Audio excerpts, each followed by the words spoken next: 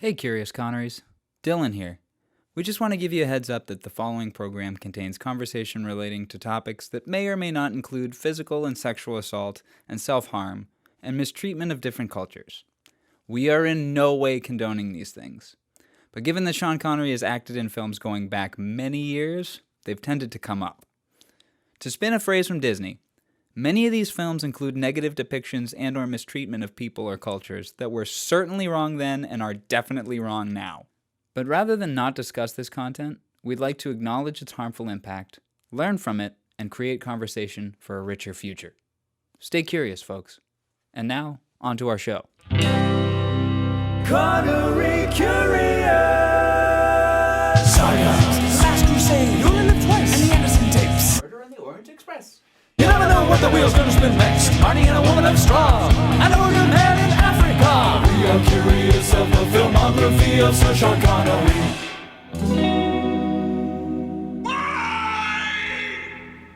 What a momentous occasion this is. Ooh, this is weird. For the first time, folks, we just did the intro live. Oh, I need to tighten my mic stand. Okay. Completely Hi, live. folks. I'm Dylan Titus. I'm Mario Lima. And for the first time in Connery Curious history, but not our history, we're in the same room together.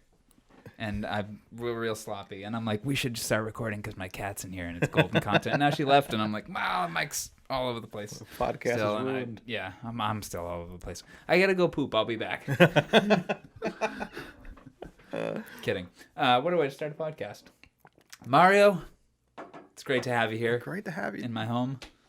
We're pounding. Pounding fists. We're There we fisting go. right now. It's a pre-podcast. Been doing it for years. Fisting. Yes, pre.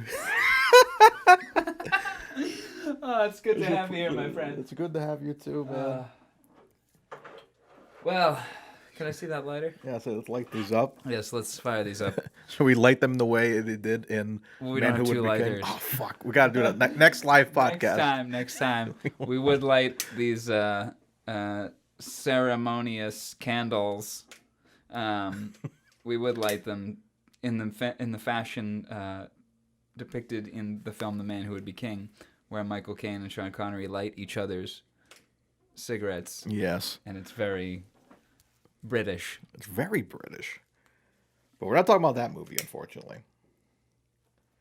Unfortunately. This one is interesting. Yeah. Well, give us a second to warm up here, folks. Let's just leave all this in. This is comfy and cozy. Yeah. It's Sunday. If you guys are listening to this, it's on a Sunday. Are those a comfortable pair of headphones for you? Yeah, I like them. Yeah? Okay, good. It's nice. It is weird to hear my voice in my headset. In your head? In my head. I Both of your I heads? hear voices usually in my head. We've but- got another set of headphones for his penis. Strictly for the fisting, you see. Strictly for the fisting, yes. You see. That's a Connery film I can't wait to get to. Strictly for the fisting. Strictly for the fisting. Yes, one of Ian Fleming's late books. It's the only reason I visit Pornhub. Strictly for the fisting. All right, well, this is instantly an explicit podcast. Let's go. And that'll be the episode description, I think. That's why we always click the explicit rating before we upload a podcast. 'Cause they For put that in sure. there. They're like, Yes. this is a clean no, this is not made for children. Is there mention of fisting? And not even of a sexual nature. We're talking about like mates. Alicia has this app that Fisting. like it's like does the dog die? So it tells you a list of movies Does if the dog the if the dog dies in the movie. Oh, that's like she great. watched like a film, I forgot what movie it was. I think it was called Dog. Had Channing Tatum in it. He's like a Well, of course the army dog's gonna die. No, the dog lives in that one. Oh, okay. Thank God. Spoilers for 2021's, I think 2021's Dog. Dog does not die. Channing's Tatum's. Channing Tatum's. But they should make the whole reason I'm telling this story is because they should make an app that mentions if there's fisting in the movie. And our podcast will be on that list. All right, folks. If you know if there's an actual cinematic Hollywood released film that is not, it's not X-rated, it's not even NC-17, it has to be R or below. It's probably only going to be R, in which there is fisting. It doesn't have to happen, but it's like implied to happen. It can be just out of frame. It's probably some film from France or something. Also, audience, don't get us twisted here. We're talking about fist bumping. We're not talking about other kind of fisting. Exactly. Yeah. It's all only fist bumping. Exactly. The sick, perverted behavior. Does it fist bump? Tired of seeing people do it. Shake hands like a normal person. We're past COVID, aren't we? Yeah, right? Lick your hand before you shake the other person's hand, because they'll have licked theirs too. And that will protect you from any bad luck. It's simply tradition, folks. Simply tradition. Simply tradition. Get used to it. That's it. Well, if we haven't already made it abundantly clear, it's Connery Curious time. I'm curious about this movie. Welcome to Connery Curious, folks, where today we're talking about 1957's Action of the Tiger. Oh, it was 1957. I thought it was. Is it late? Is it really? For some reason, I thought it was later. Yeah, that makes sense. 1957. Yeah, that makes sense because Dr. No comes out 4 years after, 5 years after. 62, so 5 years. 5 years. So yes, so our first pre-Bond Connery film. See that light again, sir. Yes.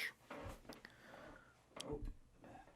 I'm all over the place. I need to get myself an arm, like a nice arm too. for my arm, like General Grievous style. No, but a nice microphone arm. This microphone will make a fine part of my collection.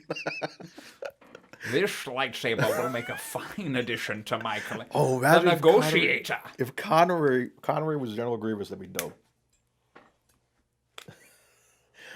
General Kenobi. Well, it was right after League of Extraordinary Gentlemen, 2005. Well, I think we discussed that, like how cool Connery would have been in Star Wars. Star Wars, yeah. I said he would have been Mace Windu. Oh yeah, Mace Windu. Yeah, I suggested Dooku. I don't think he would have been Dooku. I think they would have gone with, because Dooku for the longest time, I believe, it's time for Star Wars trivia, folks. We'll get to this movie eventually. I believe Dooku was supposed to be like a weird alien. Really? For the longest time, and then they got Christopher Lee, and it's like, well, we have Christopher Lee, so yeah, you can't. Or George Lucas had an opportunity to cast him in something, and he's like, well, I'll just make him Dooku. So, which worked out in the end, I feel. Yes, and as Dooku says, I've been looking forward to this. I've been looking forward to this. This is our first episode together. Yeah, in person. Momentous. This is the first episode where we've watched the movie together in person. And, it's the first one we purchased for our home collection on Blu-ray. Yep. Well, for your home collection. I'll be real with you before I leave it. I kind of don't want to look at it anymore. Yeah, okay. I was about to ask. Let's just jump to it then. Yeah. Are you ever going to watch this movie again? Probably not. Nope. I think just to see the Connery part, which is great because it's only like a 26 minutes. No. Oh, God. Welcome to Connery Curious, folks. Or we don't want to talk about Connery in this movie. Nope, we don't. Oh, God. So, I mean, I guess pre-spoiler, he's not in this movie very, very much. He plays an important role in this movie. Yeah, in the end. Strangely. Yeah. Yes. He kind of has a Han Solo effect in the movie. So do you think... So in the list of movies... Yes. Dr. No is straight after this. Nothing in the middle, right? Or is there? Sorry. Okay. So, between this... No. It's Action of the Tiger in 1957. Then, also in 1957, Time Lock. Then, 58, Another Time, Another Place. Another Time, Another Lock. 59, Darby O'Gill and Tarzan's Greatest Adventure. Also, that just came in the mail. 61, On the Fiddle, The Frightened City, and 62, The Longest Day, and Dr. No. So, 7 films, but 7 years, 5 years and 7 films between Action of the Tiger and Dr. No. So he's got a bit of work ahead of him, but The connecting tissue between both of those films is Terrence Young. Yeah. Who directed this film. And I think he directed Dr. No a whole lot better. I think so. Like going back to that, why I asked that, I was like, I'm trying to think, what's the film that producer said we want him as James Bond? Could you pull your mic a little closer to you? How's that better? Yes.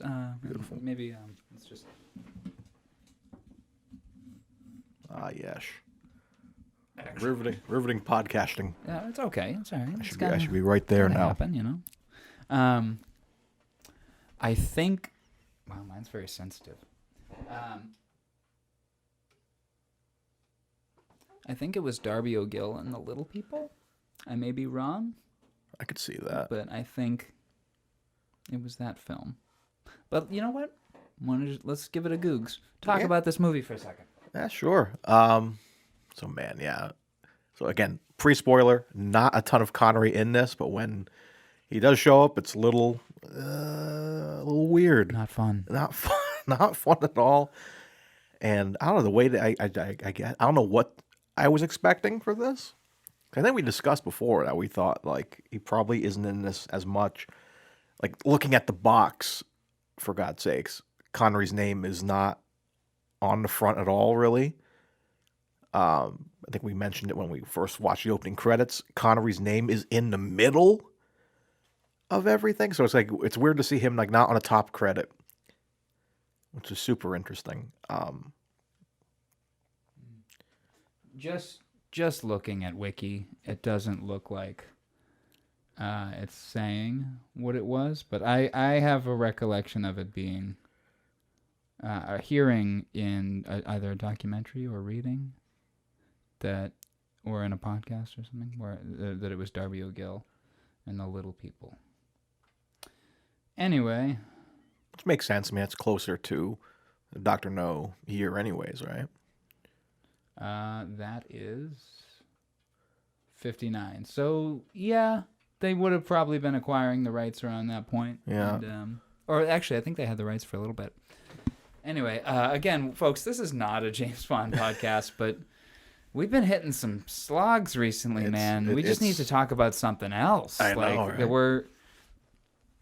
So for recap, our last film was Avengers. The Avengers from 1998. Then before that, it was Sword of the Valiant. Sword of the Valiant, yep. And back a week, Sword of the Valiant was not great. Yeah. Back a week was First Night, which was really fun. Yeah. And Man Who Would Be King before that, which was also really I think fun. so far, with all the movies we've done so far, I think Man Who Would Be King is my favorite. Yeah. Like that was First Night's. I'm going to say First Night's my favorite of the First ones we've Night's- watched so far. Yeah, I think it's a close second, but Strangely, the one with the rape trick is the least rapey. yeah. Right? Like, my voice just squeaked. But yeah, the one that originated the rape trick meme that we've created that's wild all over the internet now. Guys, there's more rape in this movie. There's so why much. is Connery in so many movies with rape? I guess just the times. I guess I'm assuming we're gonna run into this a lot in these earlier movies. Yeah. Let's rip the Band-Aid off. Connery's a rapist in this movie. Yes. He's a drunk rapist. Or, I mean, maybe he doesn't achieve the raping. Is that the line? Like, I don't know. Either way, it's not up for debate. The guy is clearly intending to rape. Yeah, attempted rape is still a rape. Yeah. So- And I don't know if this is going to, like, demonetize us as a podcast, but this is us talking about, like, a problem in film. Like, it's just clearly, it's so blatant in this movie. It's all over the place. There's sexual assault all over the place in this movie. And it's very uncomfortable. And just so much, especially on one woman, who was essentially our main character of the film. I think she's the main character. I don't think Cars. All right, so you know what? Let's just get into this. Let's talk about the plot. Let's go through this. We've got one paragraph on Wikipedia. Let's go through this. All right. Let's just cover the whole paragraph, and we'll just get right into spoilers. And we'll just talk, yeah. Yeah, okay. I readjust myself here. Gotta get an arm. I have two if you'd like. Hey. French heiress Tracy Malambert in search for her brother Henry, after rumors that he defected during a diplomatic post, tries to bribe the ship captain Carson in Athens, Greece, to smuggle her into the People's Socialist Republic of Albania. This is a lot, folks. Although he refuses, she sneaks onto his ship anyway, and he reluctantly agrees to transport her. That happened? Yeah, really quickly. I thought he's just like, okay, yeah, you can come on. All right, anyway. She learns that he is smuggling out Greek refugee children from northern Epirus. Epirus? I don't know. Forgive me. I don't mean to be ignorant. You know what? Let me make sure. Epirus. Anyway, northern Epirus. Carson's contact Cole Stendho abandons them in the village of Vojsef after shooting an Albanian People's Army sentry, where they find Henri in a cathedral.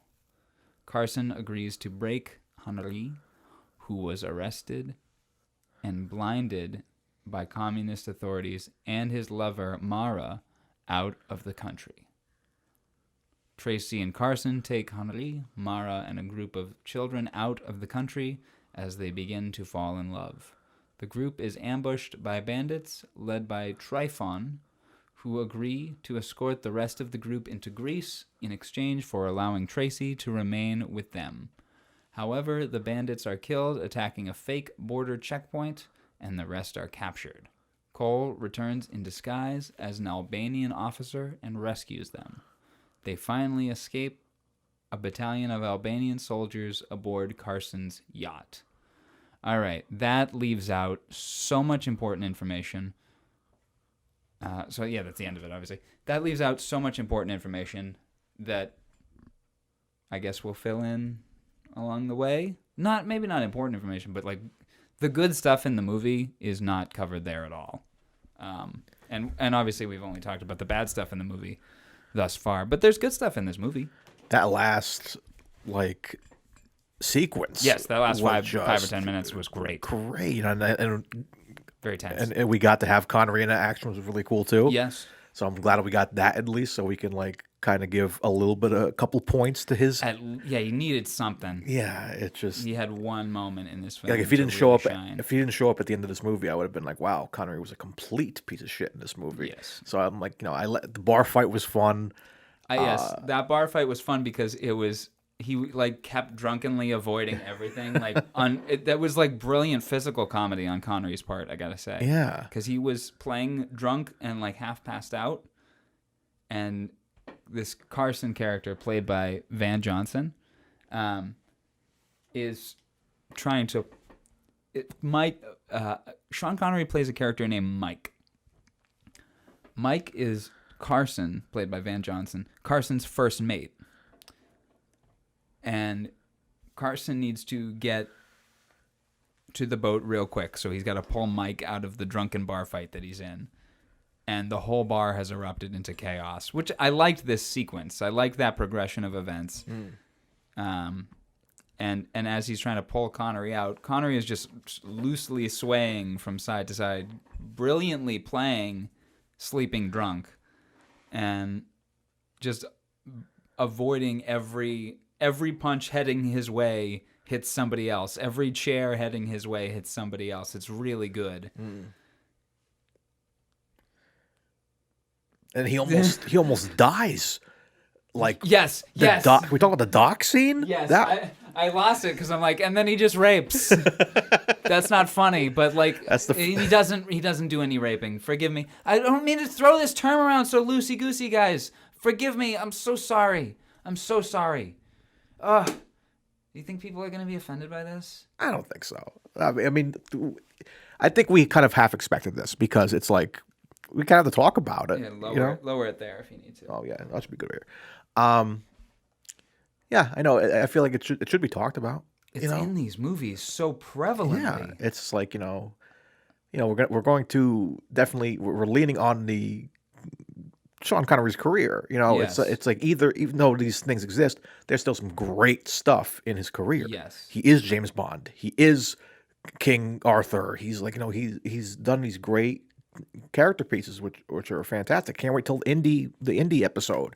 Oh, dude, I'm so looking forward to that. But unfortunately, yeah, you kind of have to go through that kind of sludge of like the rough stuff. Even the Bond, how much we love Bond. There's a lot of sexual assault in that movie. We try to get past those movies. Excuse me. Yeah, so it's like it's an unfortunate thing, but it's like it's just how the time was. The world is a different place now.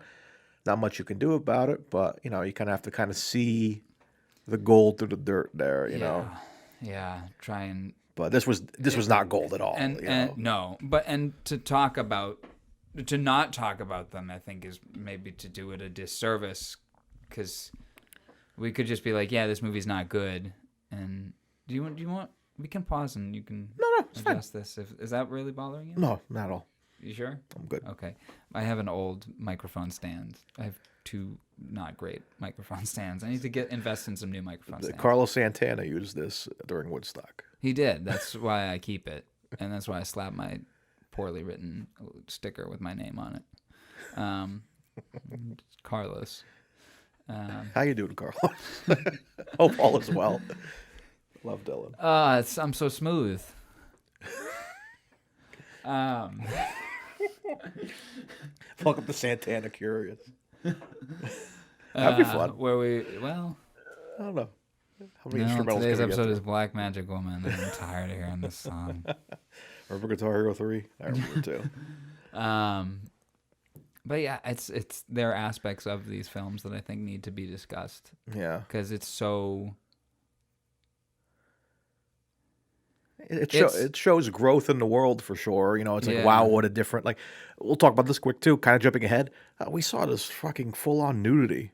Yes, there is full-on female nudity in this film. And I must say, it's very tasteful. Yeah. Forgive me, I don't mean to sound lecherous, because she's a absolutely beautiful woman, but it's not filmed in a way that's like, hey, look at this naked dame. Yeah. Look at her. Yeah, it just kind of happened. It's very casual. Yeah, it's like seeing anybody with a shirt off. Yeah. It's very casual, quick.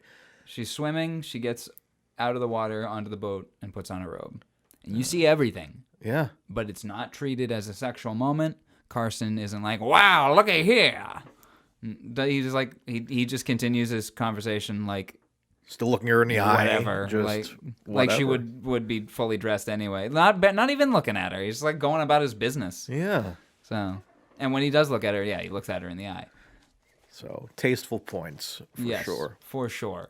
That does not excuse the fact that twice she is being assaulted by a man, and he's just like, well, you're going to Albania. You got to be tough.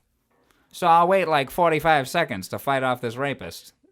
That's the thing. It's like, we discussed that while watching it, where he like has this weird like 3-minute delay. Or he's like, he walks in, he's like, yeah, didn't seem right. Then he's like, yeah, you know what, this isn't right. Then I'll throw a punch at Dirty Mike. It's definitely a delayed reaction, which is, it's him. Because he does it twice. He does it with that, and then there's a scene with Tryphon. Yeah. I am Tryphon. And that weird delay where they're across the table and it's like, I don't care, blah, blah, they're like kissing and shit. Then finally he wakes up like, okay. So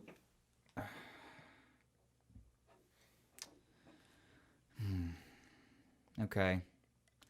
So recurring theme in these movies, we're going to get it out of the way here. There's 2 rape tricks in this movie. 2. There's 2. The first one is she is left on Carson's boat. Tracy is left on Carson's boat with Mike, played by Sean Connery. This is the guy we do this podcast about. I'm wondering if there's going to come a point where we've gotten lower that and raise it so the mic is higher. But I'm wondering if there's going to come a point where we just, like, the wheel just keeps giving us movies that involve Connery being weird or there being sexual assault in a movie. And I tighten that. This? No, the dowel there. Yeah, tighten that. Boom. Beautiful. Cool. Fixing mic stands. Mike stand curious. Yeah. Well, I couldn't stand Mike in this movie, I tell you that. We'll put us back together. But I wonder if the wheel's just going to feed us so many movies where there is scum behavior, somebody being scummy, signs of the times kind of things, where we're just like, I don't know if we want to do this podcast anymore. Do we want to skip to a different actor now? No. Oh, my God. Okay, quick aside again. My sister and I do a podcast called Under the Fedora. Great podcast. And she just, well, thank you. I appreciate that very much. She started utilizing the same system we use of using the Wheel of Names. And check that out, folks.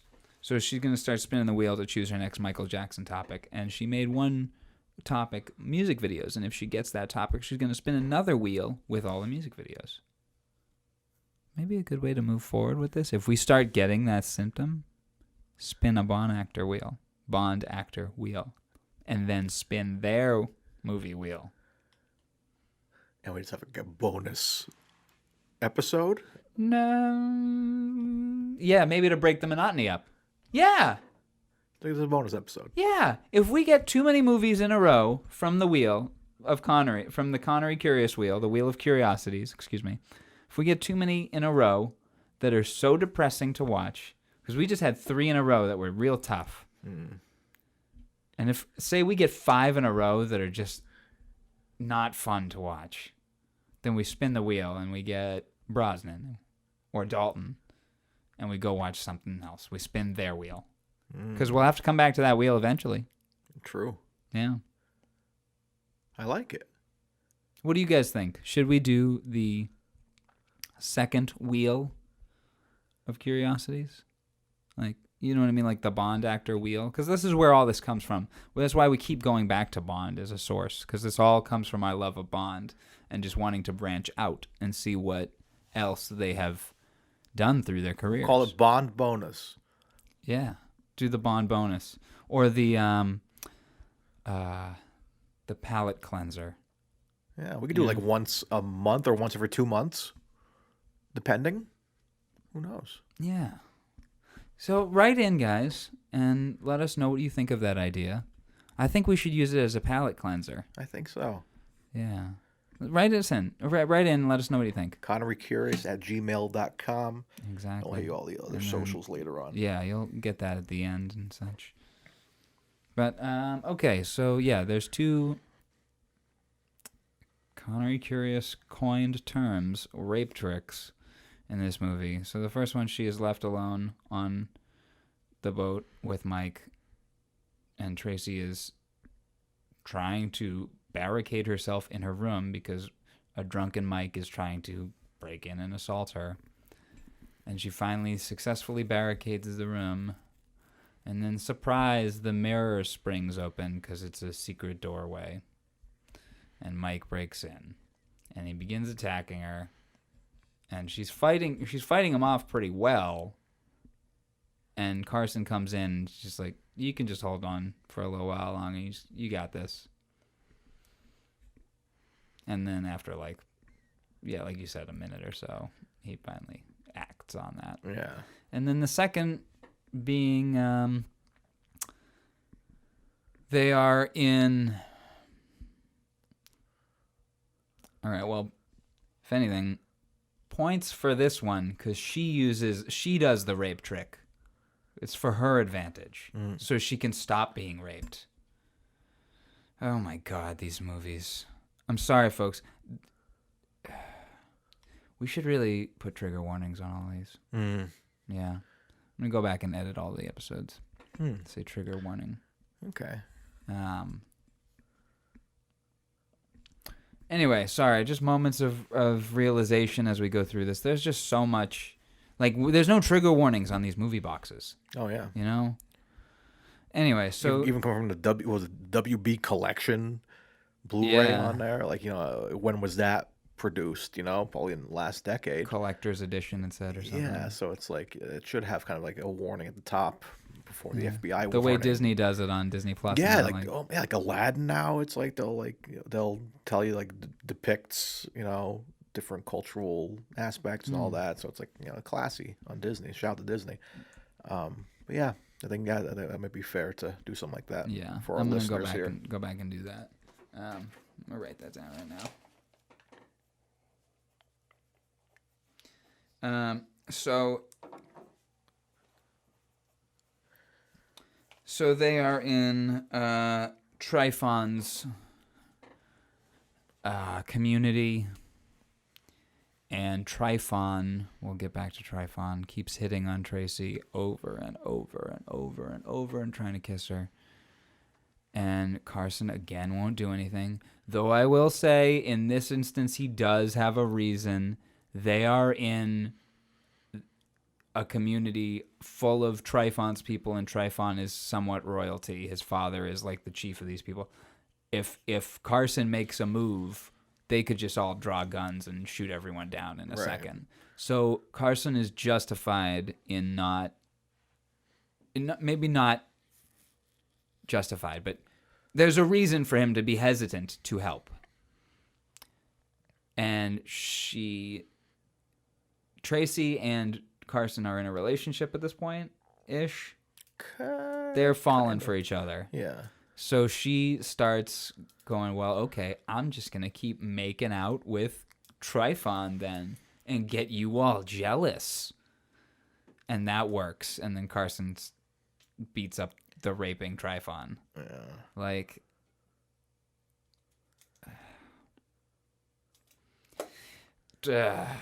It's weird. All right, let's try and talk about happier things. Did you make notes? No, I just got Just, mental notes. Yeah. Anything you want to start off with? Sorry, folks. Oh no, it's these episodes are gonna happen. Trying to think, we had a lot of laughs, a lot of like weird bits on the side. I know that we had a couple fun moments. Yes, there were a lot of moments that made us laugh. And the Brazilian mayor. Yes. Where did you get this boat? From a Brazilian billionaire. You might say. A Brazilian. Connery should have came in. That would have saved Mike for me if he came in the room and said, "I guess you would say a Brazilian."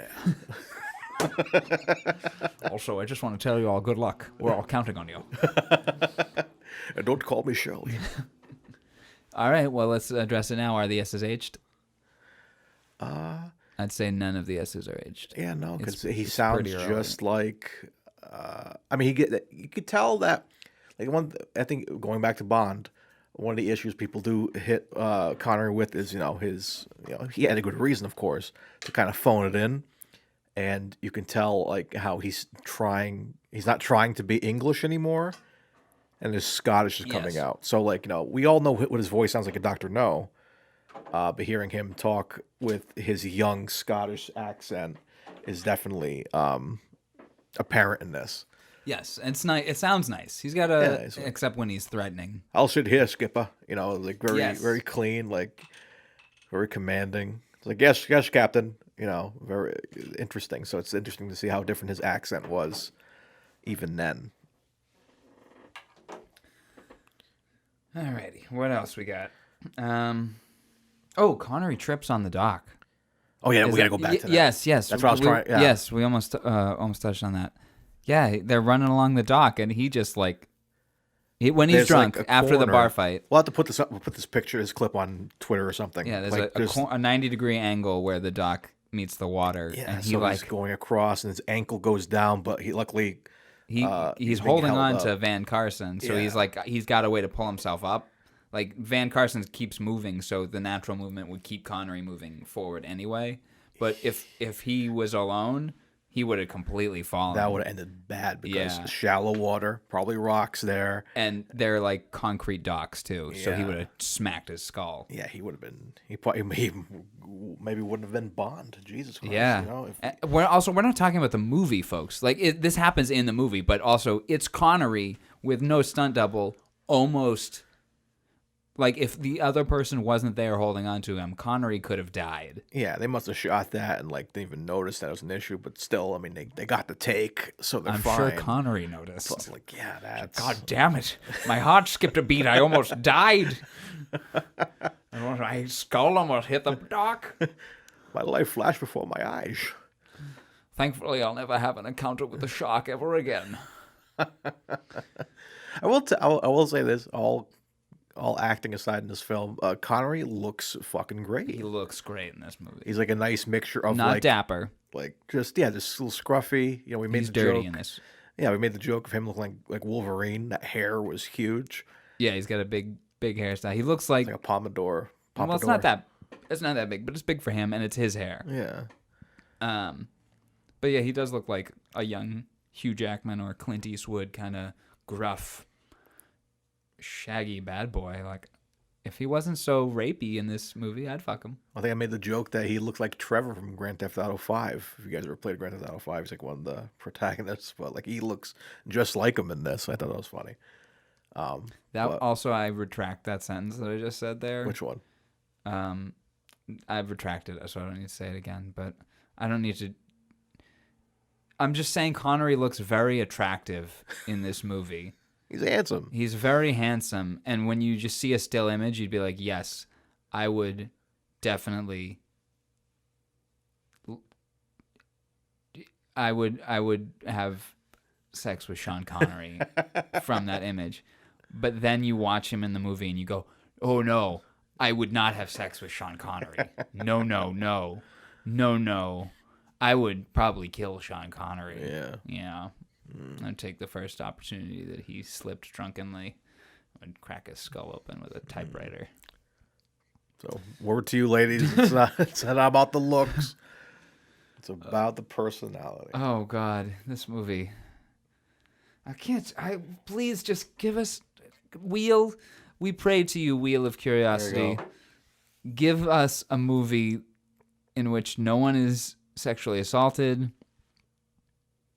We're both praying right now. Mario's eyes were closed for a second, so I closed my eyes as well, so not to be like Bruno Mars. In the name of the Father, and the Son, and the Holy Spirit. And the Bruno Mars. Which also, I'll say this on air because I want to get this point out into the ether. Guys, if you like the song Grenade by Bruno Mars, guess what? He stole that hook. He stole it from a little band you might know that doesn't need any extra attention or money called Kiss. From a record that you can't find on any streaming services because they made some exclusive deal with Walmart. Anyway, it's the only song they really perform from that album anymore. It's called Say Yeah. Say Yeah by Kiss. And when you listen to that, you'll hear the hook and you go, oh my God, that's Bruno Mars' Grenade. But then you look at the years that they came out. Kisses came out in 2011. Bruno Mars came out in 2012. What am I trying to do here? I think you're trying to out. I'm being all sassy. I'm coming for you, Bruno. They're I saw defending that Kiss. news clip where you're like, we just put the magic on it, and you're like showing the blonde news reporter like, we just we sprinkle a little magic on it, and your producer is sitting there going like, that's not how this is done. Kiss is magic. Would you like to actually see how things are produced? Oh, that's not interesting though, I guess.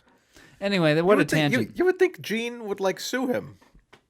Yeah, right. Did he not like take any action or say like, this is Gene Simmons He's from probably Kiss? like, I don't listen to the kids' music. I don't have time for that. I don't have time for Rolling Stone or Cyndi Lauper.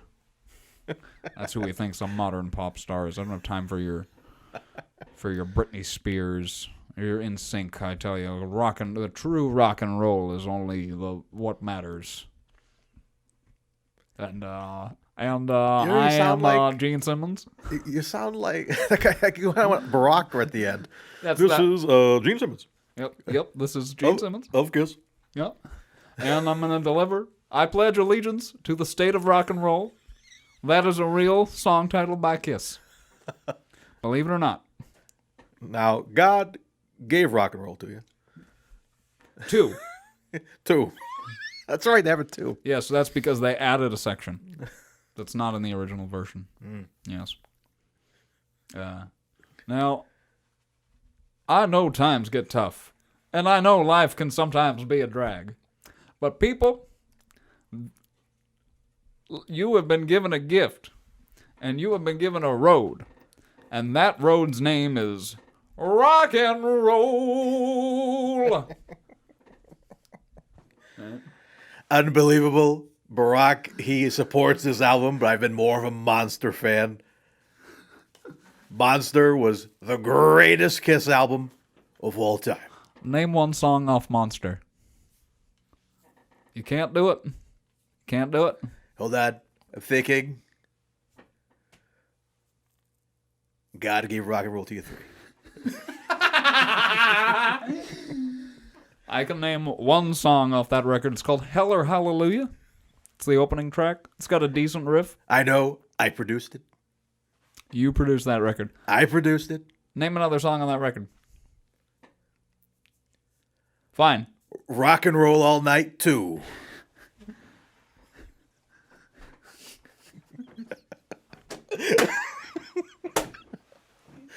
I know all the sequels to all the songs. I own them all. So are you producing the next Unforgiven by Metallica? I think we're on Unforgiven 9 at this point. I must have missed 4 through 8. I'll have to catch up. They're on a bonus track.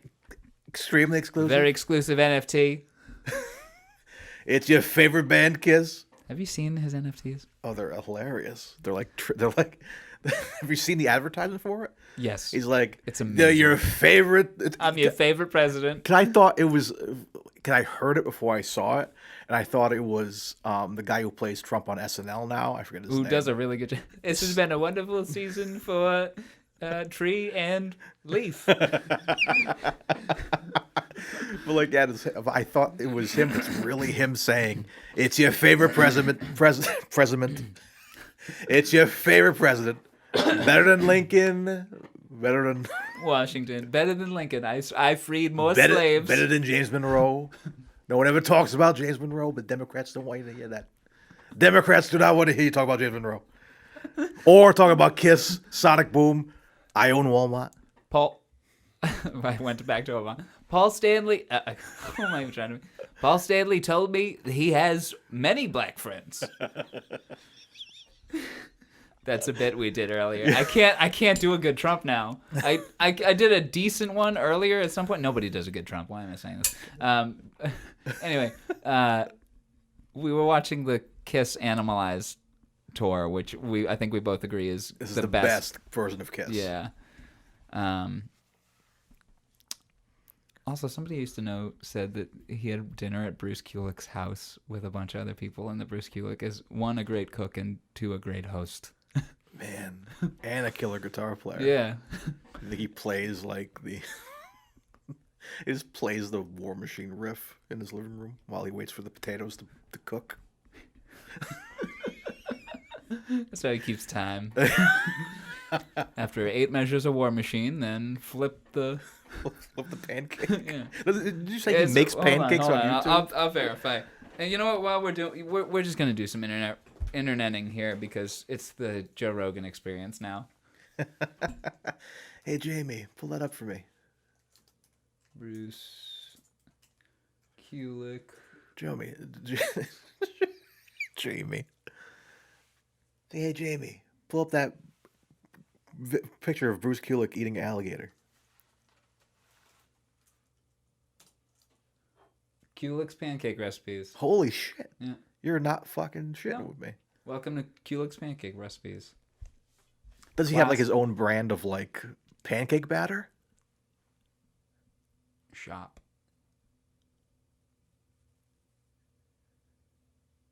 And those guitar pillows? This is... we should just do a Kiss podcast. Oh, photos and CDs. No, it doesn't look like he sells any of the All right. So here are some of our pancake recipes. Classic pancake, almond, flour, banana, blueberry, buttermilk, fluffy, German, Japanese pancake, keto, potato, protein, pumpkin, scallion, sourdough, vegan, and how to make pancake mix from scratch. My wife Lisa and I have always enjoyed pancakes. After all, breakfast is the most important meal of the day, and they are so versatile. There's a pancake for every person. Not to mention, countries around the world have found new and unique ways to present them. So there are endless pancake recipes to try. Anyway. A Bruce Kulick pancake podcast. If you guys are still listening at home, God bless you. Made it through the pancake portion of our show. Huh. He's on Instagram too. Good for him. He's dressed as Willy Wonka. Oh my God. Bruce Kulick's the man, guys. Going Blind. That's one of my favorite Kiss songs. Take the lyrics out of it, but also, while we're on Instagram, quick aside here, folks. I want to bring everything to everyone's attention. Everything, not everything. I want to bring something to everybody's attention. Is that him and Rob Zombie? And Brent Vince. No, it's not Rob Zombie. Anyway, so I don't know why the internet decided to suggest this to me last night, but it did. So, world out there, you should know about this guy. This is a human man. This is a human man named Anthony Lafredo. You can find him on Instagram as the Black Alien Project. What the fuck? This man has... This guy is a body modification artist, I guess. He has cut his nose off, his ears off. He's had implants in his head, his eyebrows, his chin, his arms.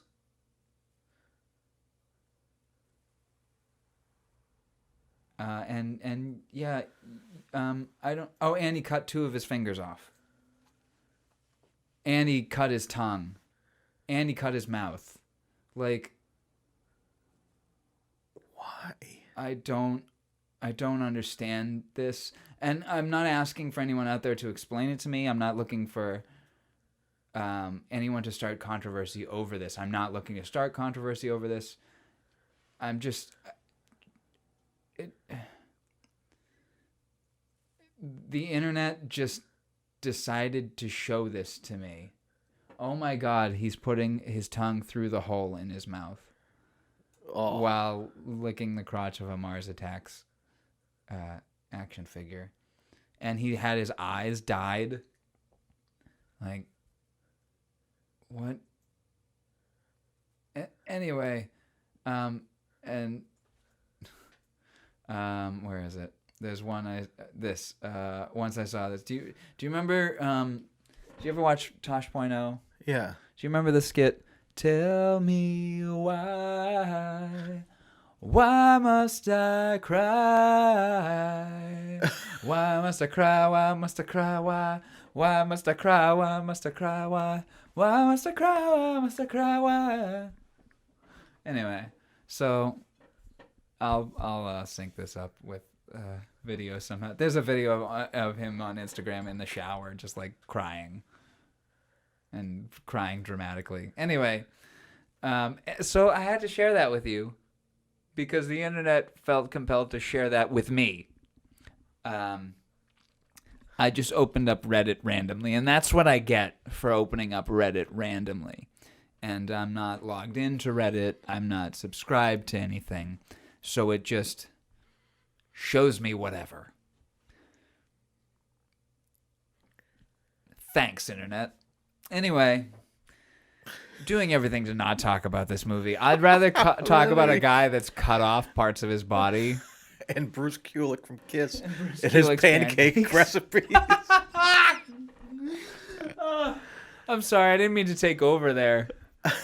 Oh, God. Could we, get to the wrap-up point? Like, do you still want to talk about No, let's talk about it. Let's talk about this movie. Because there's good stuff in it. There's stuff worth talking about. There's bad stuff in it that's worth talking about. Let's get to the good stuff. I think All we see some positivity here.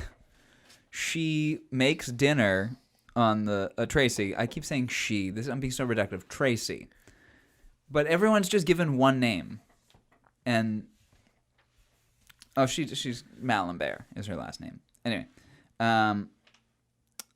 she makes dinner on the boat, and Carson, of course, goes like, "Well, I'm glad he did something useful." And then she starts cutting it up and feeding it to him as he's got his hands on the steering wheel of the boat. It was interesting. It happened so fast. 'Cause I remember looking up, I was like, wait, they've known each other like 5 minutes, and they're not particularly fond of each other. And their introduction, should we talk about how they're introduced to each other? Well, this film opens with her going to find this Carson fella. Because he is known as a Robin Hood of sorts to refugees. This movie has a good plot. Yeah. The underlying skeleton of this movie is great. It's the organs and flesh and fat that they fill it with that ruin it. It's a great skeleton. There's a great movie in here if you took everything out and just gave the plot to a modern director.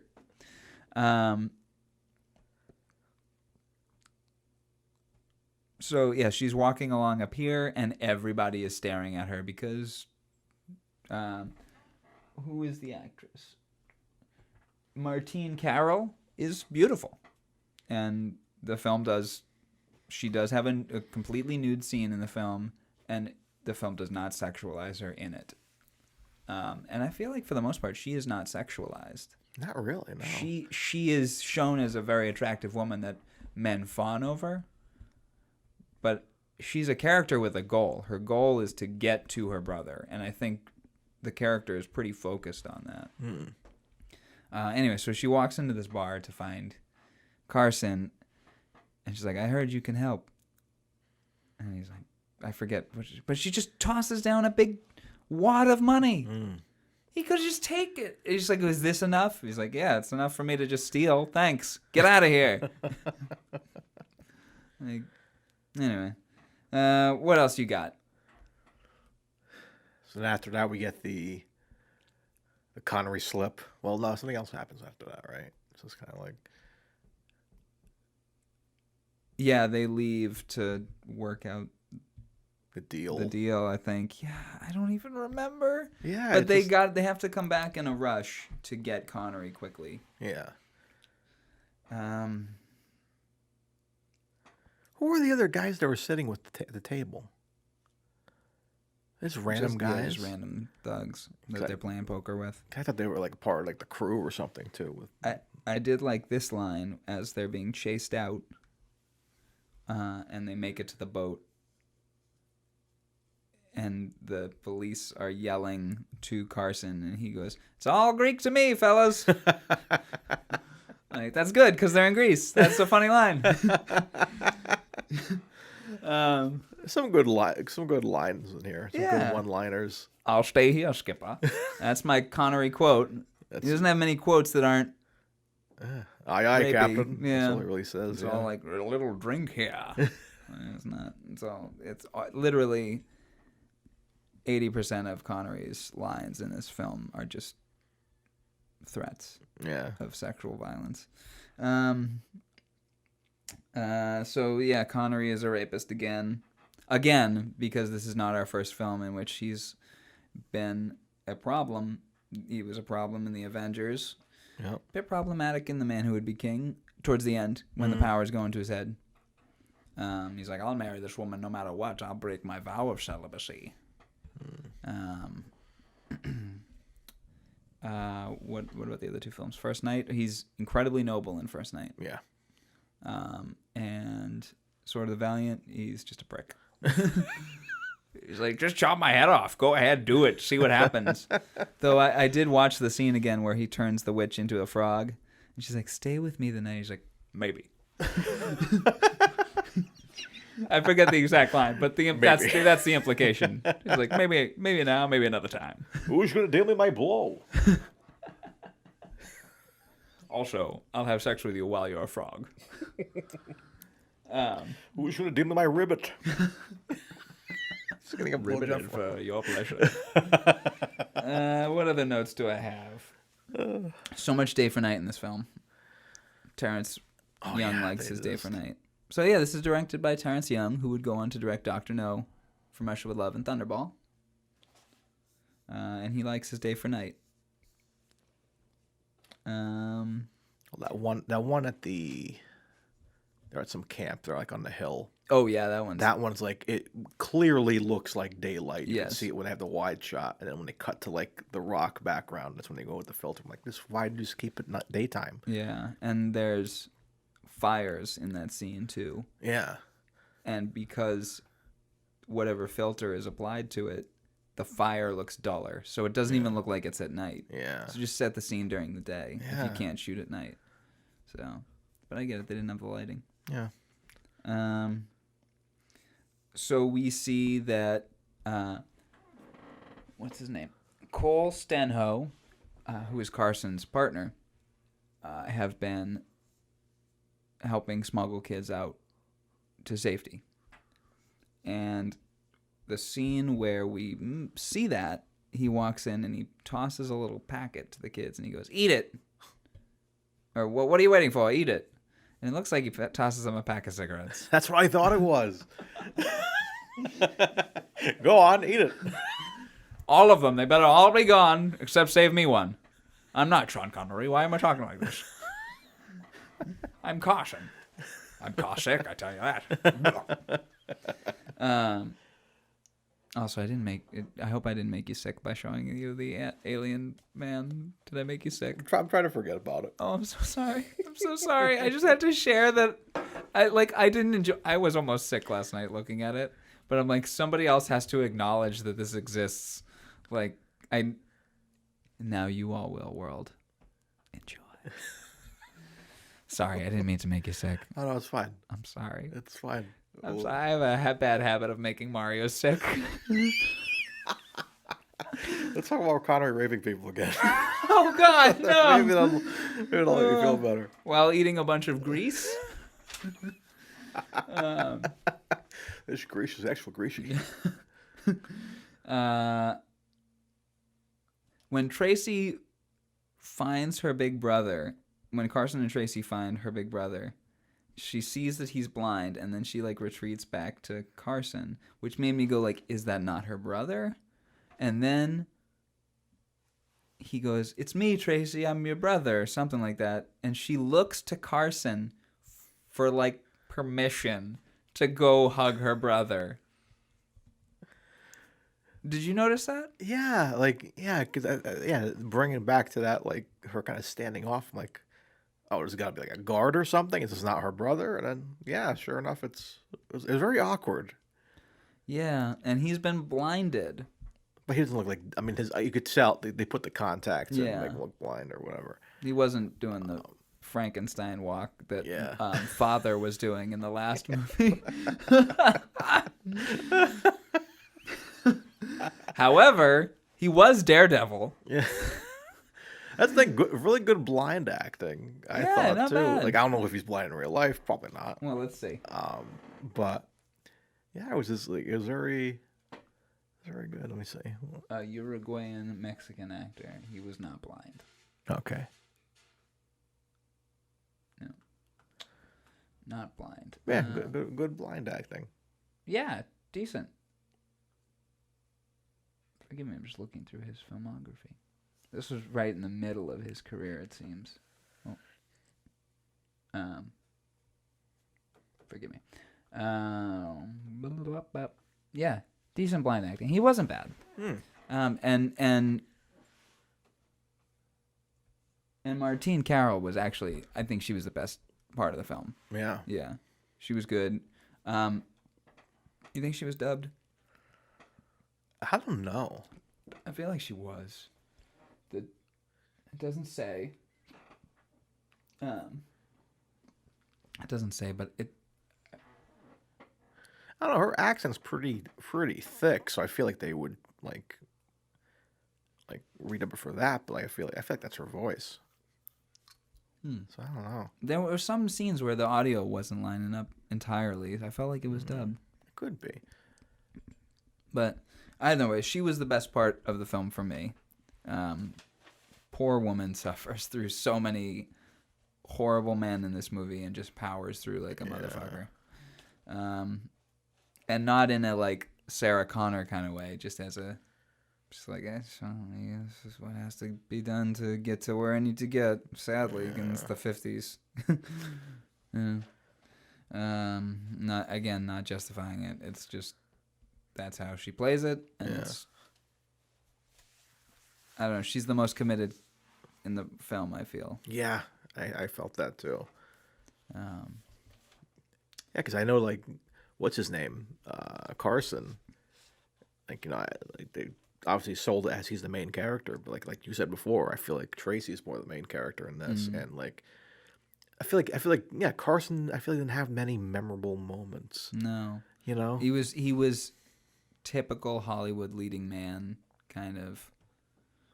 Well, I don't have time for anyone and anything. You see, I got a big box chest, and I got things to do, and places to go, and people to conquer. Yeah, no backstory really with him. There's no like. Well, that he was like he's got. I mean, the backstory, yeah, but he's a good smuggler. Yeah, he's a Han Solo. Yeah, so I think that's what they sold. Sean Connery is his Chewbacca, a big rapey Chewbacca.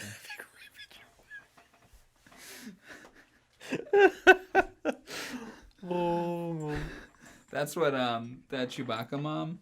That's what she was. Just like that's what you support. Oh, cool. All tangled up here. I'm just kidding, Chewbacca mom. We love you. We all love you. What else? So yeah, the blind brother is Daredevil. They're like, what kind of car is approaching? It's high pitched. It's with the senses I've compensated for.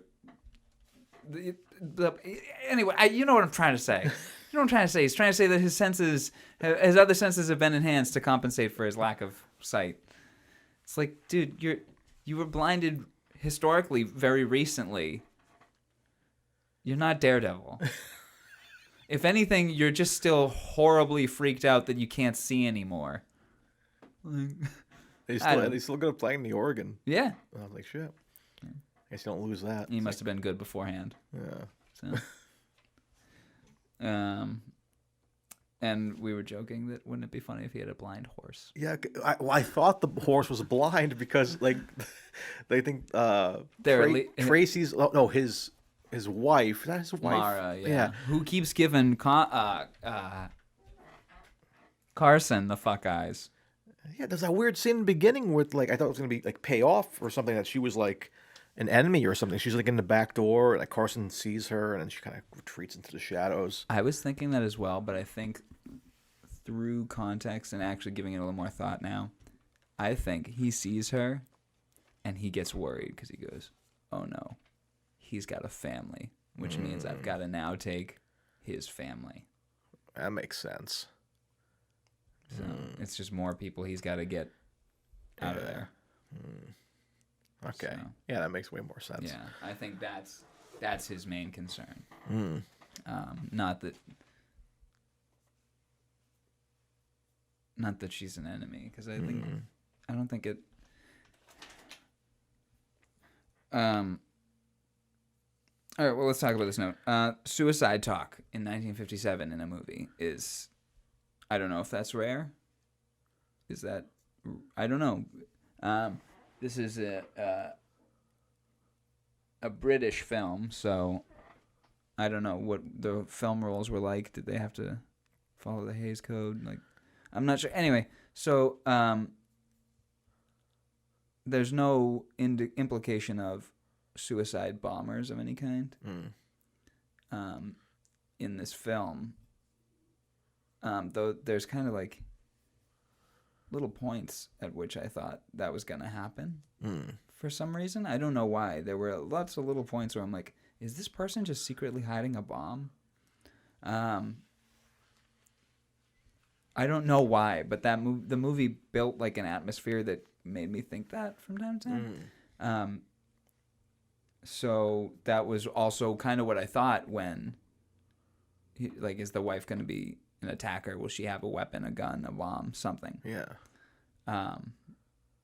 And now with some reflection, I think it's just worry that he's got to take another person. He's already got to take these kids. Now he's got to take her, Tracy, and now I keep going her and she. Now he's got to take Tracy. Now he's got to take Henry. Now he's got to take Mara. And do they have a kid? It's like, what, 4 kids altogether? 5 kids? Yeah. So, yeah. And then Cole Steno's kids. He's got a couple of kids as well. So, yeah, again, don't mean another trigger word here, but yeah, there's suicide talk in this movie. The brother says that he tried to kill himself, and that the opposing army like kept him alive and blinded him because he was useful to them in some way. There's some dark shit in this movie. Yeah. But the basic premise of like wartime or around wartime, when communication is kind of limited, she gets communication that her brother needs to get out of a country somewhere, and she's willing to pay any price to do it because she has the money to do so and travel across dangerous borders to do it. That's a good story. It's just some of the meat that is packed on with. The brother looks like Elvis. Did you think that? Yeah, like a young, Elvis Presley. Or I was thinking of who was in movies around this time. Yeah. Hey, what if they're going with that kind of route? Well, that kind of reminded me a little bit of like, with the accent, I think just like a Ricky Ricardo almost, just kind of like a showman. He looked like a showman. He had the suit on and everything. Looked very dapper. Yeah. So I enjoyed that. Best looking man in the movie, for sure. Yeah. Except his eyes. They weren't the best looking.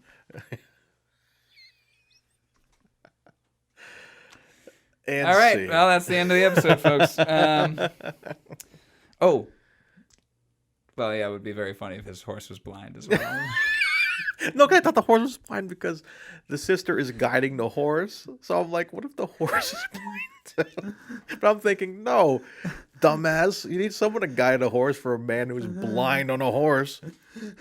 Well, you figure the horse might just follow the horses. But We had that bit of like the reason he just ended up in a field. The reason, like we always said, like, oh, why doesn't he wear like sunglasses if he's blind? Usually, you don't see their eyes. And maybe the horse stole his sunglasses. Has been wearing his sunglasses. Oh yes, and has his cane.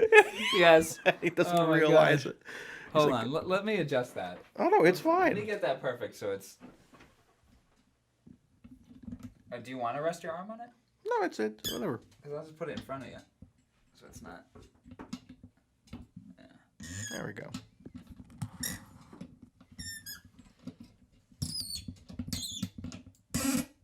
Boom.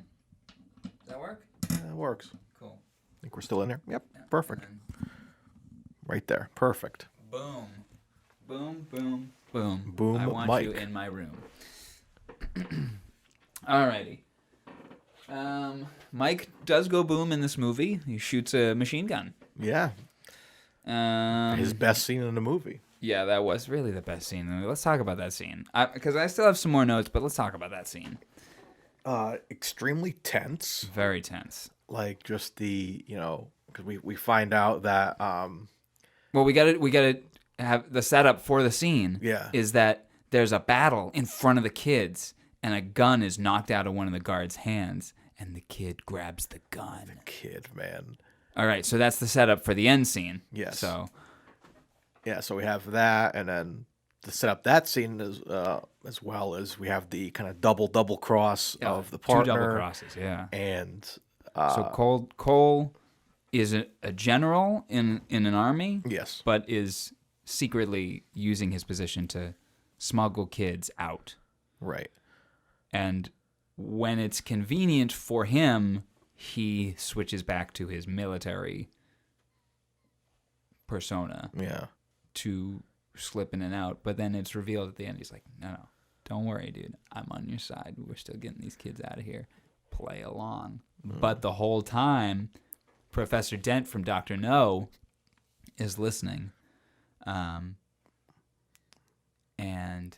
he is aware of that. So he plays along right until the last moment and double crosses the double cross. Yeah. But then the ultimate of double crosses, Tracy is like, can I say goodbye to the kids? She doesn't know. She has no idea. She's saying goodbye to the kids, and then all of a sudden, the kid goes, boom, boom, and he holds up the gun, and she instantly covers it and goes, this is the best present you've ever given me. And then grabs it and goes over to Carson and hugs him and slips the gun into his hand. That was really good. Slick, dude. That was really good. Like, that was just tense. Because the whole thing was, when we saw this kid take the gun, we said, there's got to be some kind of setup here, because no one shows you the gun going somewhere else. It doesn't pay off. Yeah. Usually. You show a gun, it's got to fire at some point. Yeah, so I was like, we were making bets, like, does the kid fire the gun? That's what I thought they were going to do. What do you not expect? You see a couple, like, kids, like, dirty kids sitting behind you. What are they going to do? And the kid just goes bang, bang, and it actually pulls the trigger and shoots.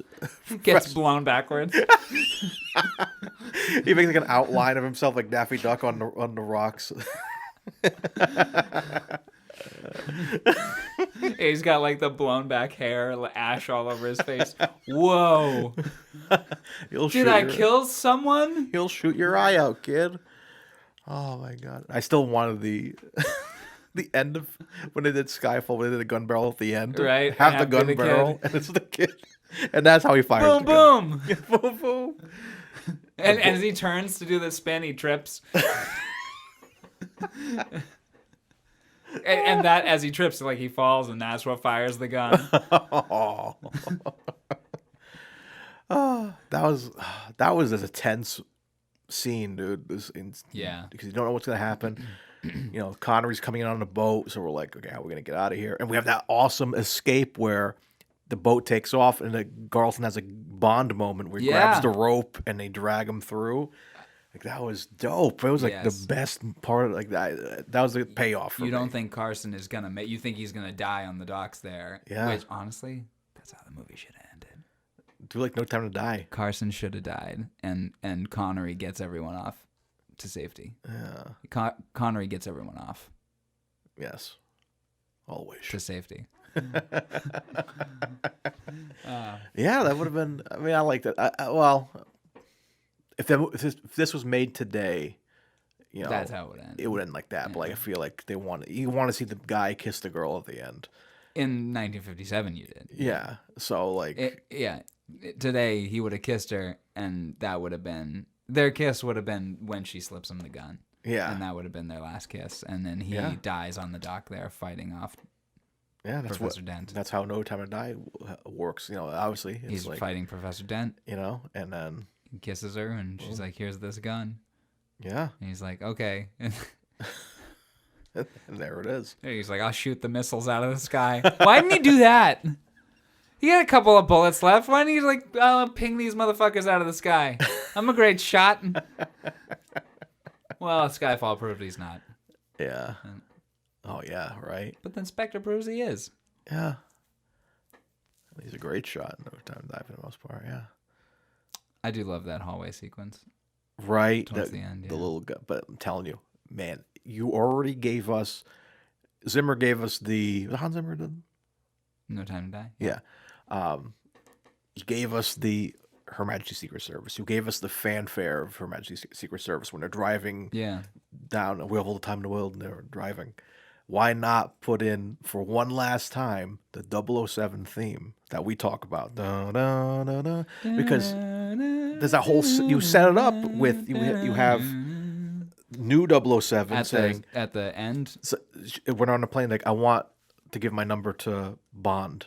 So wait, where would you put it when the plane is dropping out of the big plane, or when he in says the hallway fight? When he says goodbye, yeah, and he's like, because that's the moment where it feels like That's a 007 moment. This is the last time he's going to be 007. Oh, you want a big dramatic version of it. Because that whole sequence, he's like... No, you can have the same pace.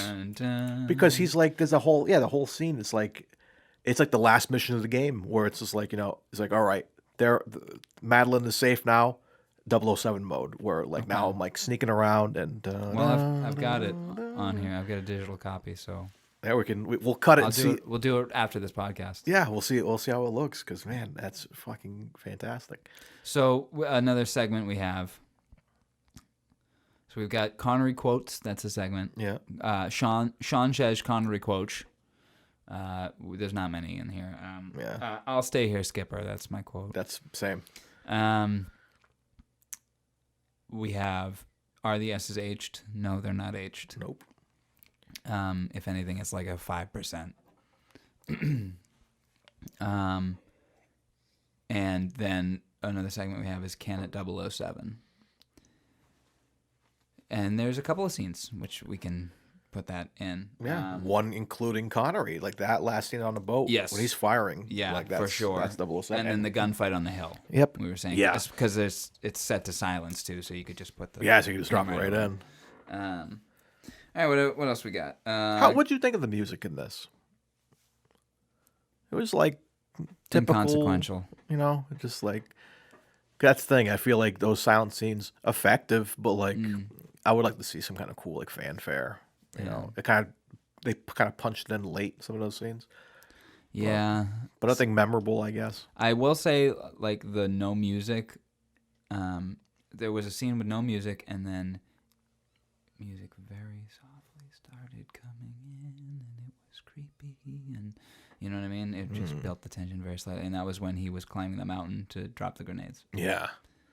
Which was a tense sequence, and reminded me of For Your Eyes Only. Yeah. Or, the best movie of all, Mission Impossible 2. Yeah, the music was kind of just inconsequential. Yeah.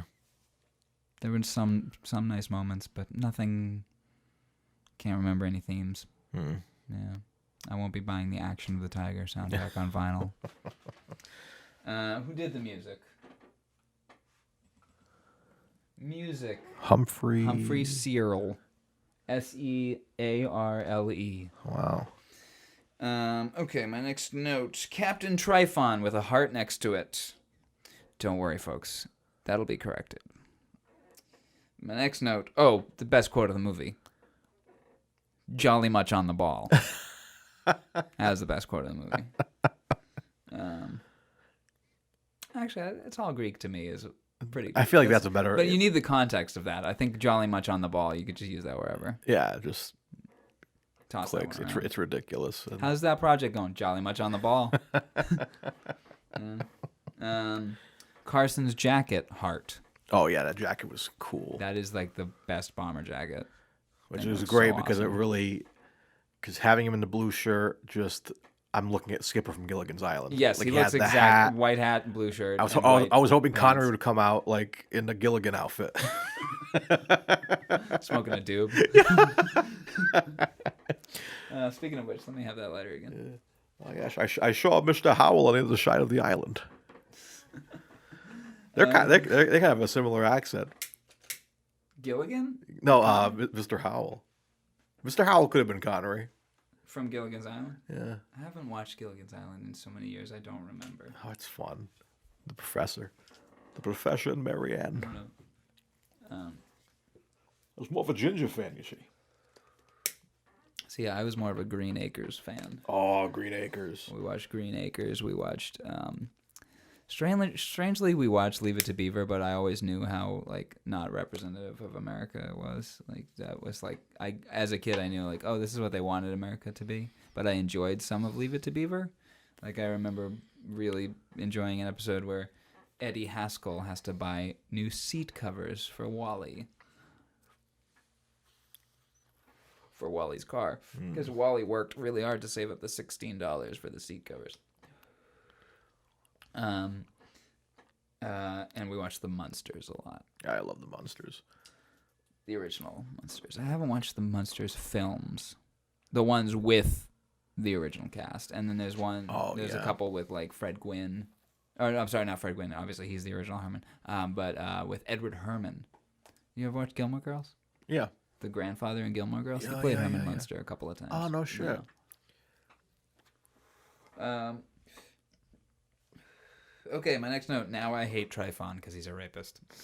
Trifon is terrible.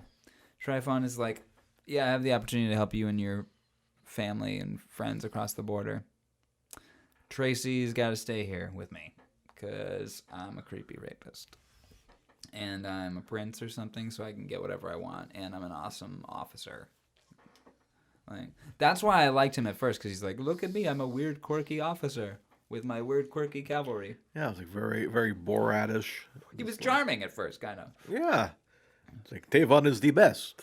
Taven, look at Taven's jacket. Yeah. Look at Tavon's shoes. Oh, Trifon is here. Trifon is here. But then you realize, like, oh, God. You must give Trifon a kiss. And then it got weird. There's more than one scene dedicated to him just trying to get in Tracy's pants. And it lingers on it for so long. Like, at least, 6 minutes of this movie is dedicated to Trifon trying to get into Tracy's pants. And it's so uncomfortable. And one of the scenes just ends without him leaving. Yeah. So we don't know how that scene resolves. It's so horribly uncomfortable. Yeah, rape is comedy in this movie. Yeah. Like, there's so much of it is just played for, like, well, it's a man's world, you know? You're out, venturing out into a crazy world, you never know what you're asking for. And it's like, this is not cool. But I don't know, that was the people in charge of studios at the time were people that didn't give a shit about that kind of stuff. Like, yeah, well, whatever. Here's millions of dollars to do it. And that's happened historically forever. What was the budget on this film? Does it say? 863,000. I don't know. And it made 1,640,000. Oh, look at that! They made some of their money back, and that's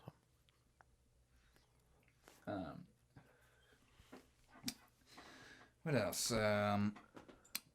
Yeah, and for like a good amount of time, is Trifon the villain? Trifon's like the villain of this movie. Yeah, I mean, he's an obstacle that they need. Like, there's no real villains in this film. There's just obstacles that need overcoming to get to the goal. Yeah, because we talked about this too while watching, where it's like, yeah, we have all this creepy stuff going on. It's like, you must come back with Trifon, blah, blah, blah. And then he gets shot, and then all of a sudden, it's like... a hero's death. Yeah, and like, give me my glass eye and all that shit. That was like, kind of funny. How that was hilarious. Eye, which is not his glass eye, it's a monocle. Yeah. But he's decked out in stuff that he's either stolen from people or took from dead friends. Yeah. Which...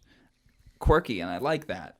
Yeah, I think that's cool. But then you make him a horrible person, and then you give him a hero's death, which I get because he and his crew of bandits come in and save the day, essentially. Yeah. But it's a weird tonal shift. And she's just like, "Yep, I will stay with you to the last moment. What have you lived?" She's like, "Damn it! Now you got to keep that word." But yeah, Trifon dies, thankfully. Yeah. But the hero's death was... Yeah, you got to give the hero's death to somebody. Give it to Carson. Right. And again, not justification, but there is a moment where I understand why Carson is such a cold asshole. And it's when they're hiding in the back of that truck. And they just got to kill that guard. Yeah. They just got to do it. There's no way around it. And she's like, why did you do that? And he's like, it's this life, man. We're smuggling people to freedom, like out of corrupt countries that their officers will kill for that. They'll literally just shoot you dead in your vehicle, so it's us or them kind of thing. And you get why he's so cold. He's very Han Solo-esque in this movie. Again, I made that comparison already, but... Oh, my next note is I want to watch Captain Phillips. I've never watched that movie. I don't think I have either. With Tom Hanks. I wrote that as a note. Yeah. It hurts really good. Oh, yeah, because that's the one. I am the captain now, right? Yeah, you said that, right? Yeah, we made that joke. Is that why? I think you said that and just like, I heard Captain Phillips was a good movie. Another one, really good. Sully. Yeah? The one with the about the pilot. About the monsters that like use screams as energy? Is that what you're referring to? And Mike's in that one too. Thankfully, it's a way less scary Mike, though he does sneak into children's bedrooms at night. Yes. Sully with Tom Hanks and Billy Crystal. No wonder he crashed the plane. Oh, did he crash the plane? No, he was drunk, right? Is that no? That's Flight. No, what's Sully? Sully's the one. It's a true story about they had to land the plane in the Hudson River. Was he drunk? No, like seagulls like flew into the engines and the engines were dying. Oh my god! Well, those seagulls were dying. The seagull. Fuck the engines, man. Those aren't alive. We need an app. Do the seagulls die? And it has movies where Jason Segel dies.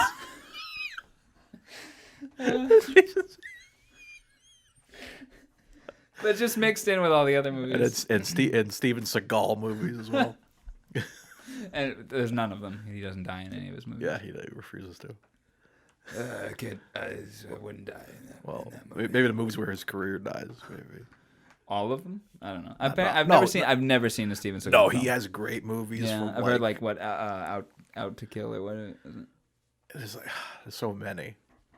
After a while, to look at the list, they used to marathon on AMC all the time. My mom, I think it's a Portuguese mother thing, or so like I have friends too. Like they'll say that their mom fucking adores Steven Seagal movies, and it's like I think it's like a Portuguese thing. Maybe I should get my mom to like start a Steven Seagal curious. Oh my God, Seagal cast. Seagal cast. Yeah, he has some good ones, but I think like the last couple of decades have been not amazing. I don't know. That'll be our next cast of Seagal carriers. All right, my next note is Hottentot. What country are you from? Hottentot. Hotntot. That's how the subtitle spelt it. Sean Connery saves the day in this movie, ultimately, because he comes along in the boat. Yeah. And guns a-blazing. Guns a-blazing. So many double crosses at the end. Yeah. It's a game of chess, man. Like that last sequence, it's fucking chess, dude. Just pawn here, rook here, and then like just the right, like that. And then just a grenade. That pistol was the fucking pawn that like took out the queen, dude. Like just fantastic. Honestly, if nothing else, I would recommend watch the ending of this movie. Not the last scene, because that's just a happy. The last like wrap-up. hour, half hour. No, the last 20 minutes. 20 minutes? Yeah, I'd say watch the last 20 minutes of this movie. Because that's, I'd say, where that sequence takes place. Yeah, it's about, yeah. Yeah. So, and know that before that, there's a fight where somebody loses a gun near a child, and the child takes the gun and kind of keeps it hidden. So, that's the setup, and then just go watch the last 20 minutes of Action of the Tiger if you can find it. Don't pay for it. We did. We did for you. Yeah. If you guys write in and would like us to send you this DVD, if you're local in Rhode Island, we'll meet up with you and we'll watch this with you. Just don't pay money for it. Let us take the we won't watch it with you. We'll sell it to you. For at least $13. 22. Don't remind me. No, that's what we'll charge them. Oh, yes, 22. Got to make something back on this. Yeah, please. Gotta keep the lights on here. That's our business. We sell bad Sean Connery movies to people. Exactly, exclusively. With double the price. We've got like 900 copies of 1998's The Avengers, so if anybody could help us out. So, We can't We'll sign 'em burn for you. these fast enough. And I don't mean like burning a DVD. I mean toss them into a fire.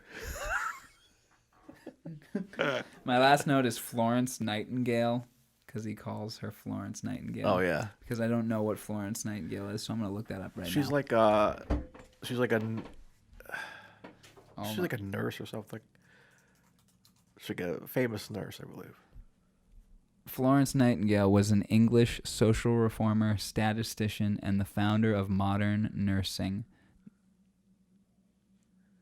Nightingale came to prominence while serving as a manager and trainer of nurses during the Crimean War, in which she organized care for wounded soldiers at Constantinople. She greatly reduced death rates by improving hygiene and living standards. Cool. Well, there you go. Dope. She lived to 90. Wow. I'm going to read more about her. Anyway, so if Action of the Tiger has taught us anything, it's to go look up more important things. Yeah. Like the woman that, made modern nursing what it is. Or the Kiss guitarist that knows how to make a good pancake. Yeah, Bruce Kulick, dude. Everyone should just look up Bruce Kulick because he's the man. That's His your playing is homework. incredible. Besides watching the film that we're gonna roll on the wheel later, other homework is watch all of the Animalize tour. It's on Yeah. YouTube. We found like one show from like I don't know where they were at, but made their like DVD, I guess. Hot take: Bruce Kulick's the best Kiss guitarist. I love Ace. I know that's blasphemous to say that. And agree with that. Ace is the best guitarist for Kiss. Yeah. For the Kiss that people know as Kiss, Ace Frehley is the man. That's why Tommy Thayer dresses as Ace Frehley. Yeah, the licks are just like his. Like it's just So like, tasty. Yeah. But Bruce Kulick was the best guitar player to come through. Yeah, sometimes it's like it's the less famous guys. Like, who's your favorite guitar player in Aerosmith? Well, I mean, Brad Whitford does kind of hold it down. That's what I'm saying. Brad Whitford's my favorite guitar player from Like Joe Aerosmith. Perry's a great lead player, but Brad Whitford's rhythm playing is weird, and I love it. Yeah, but in his solos, are like, I get saying Joe likes to be sloppy, but like a nice Brad Whitford lead, man. Was it Ragdoll? I think Last is his Child. Song. Last Child's his song. Oh my God, just so. I met him. I got to meet him years ago in Boston. yeah. I think I told that story. Like, No, do tell. it was like, long story short, they were playing. Aerosmith was playing a free show for like election day. Oh, you did tell me this, yes, think I but told- recount. But yeah, so like they were playing in front of their old apartment in Boston. So me and my friends, we got on a bus Yes. at like 7 a.m. We got to the city.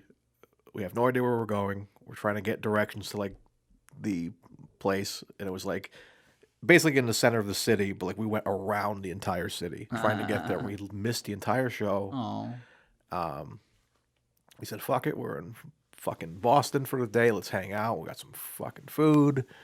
We went to a guitar center that's like nearby, and we're playing with guitars and bullshitting for a couple hours. Then finally, we're like, let's go outside and get ready to leave. Then my friend Jeremy, who was with Jeremy and Mike, they're both brothers that we went together with. He was not still Mike trying, from this movie. not Mike from his movie, no, completely opposite. And we decided, like, yeah, we should just get going. And perfect timing, because Mike was like, yeah, I'm all set, we can go.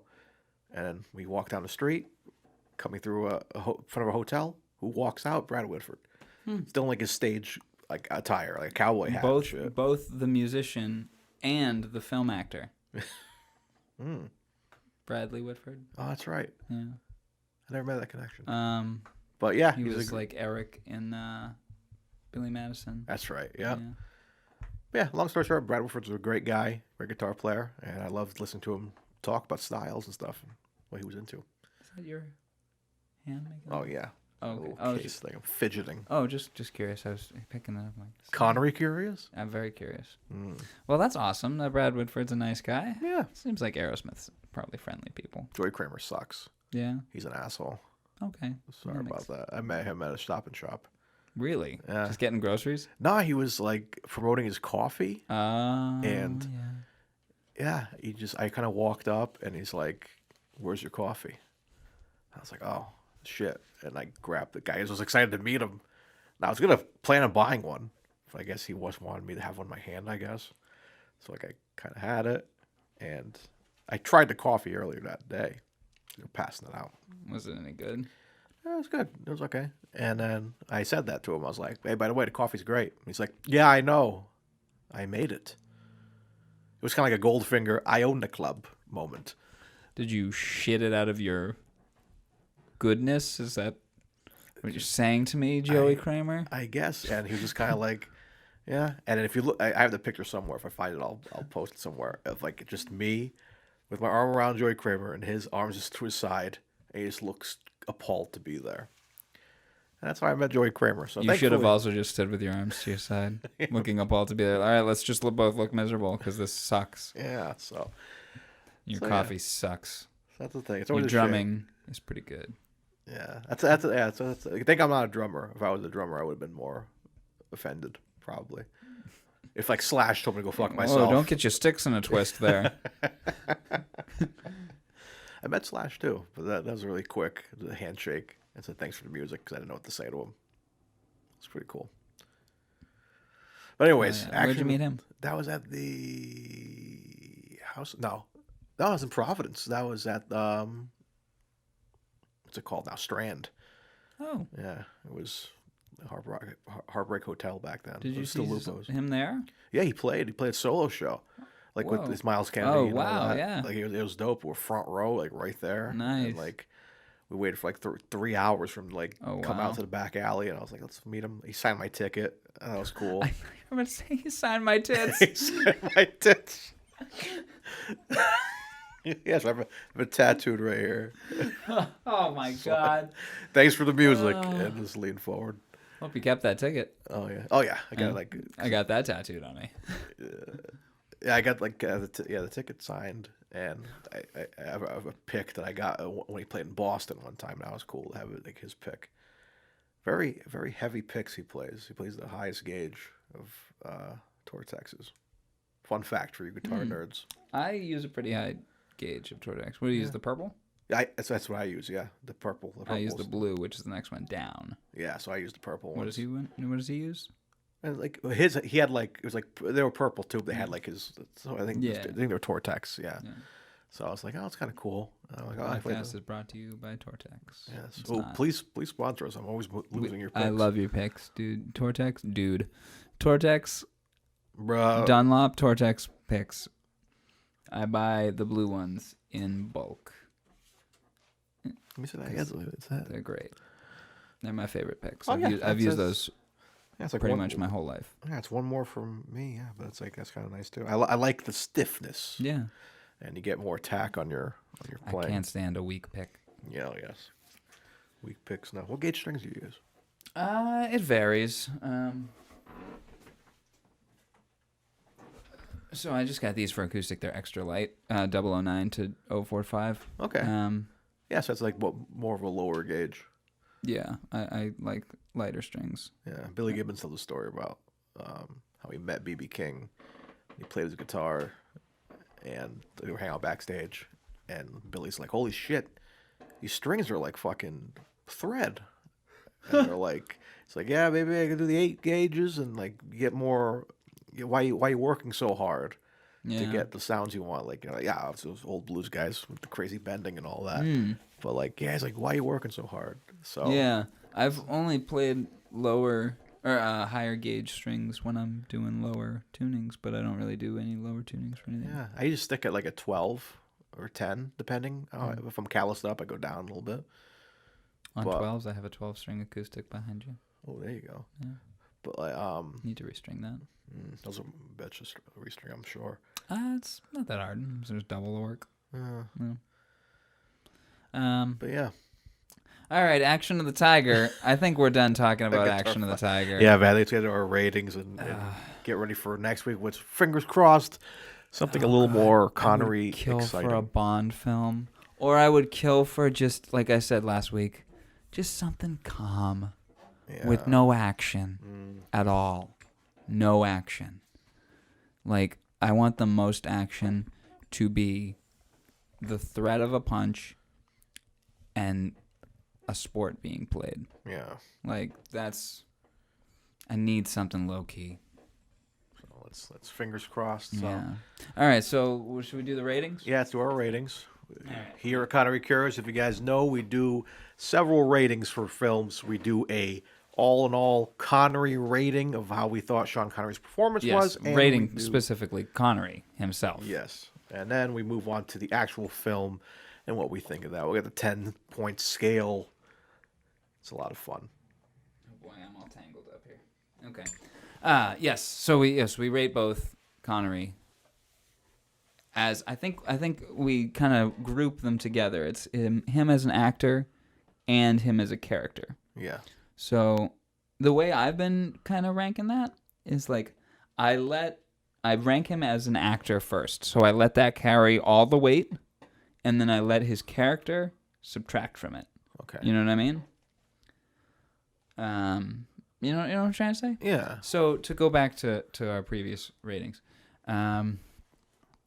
my Sean rating for The Man Who Would Be King. No, that's not a good example. Let's go with...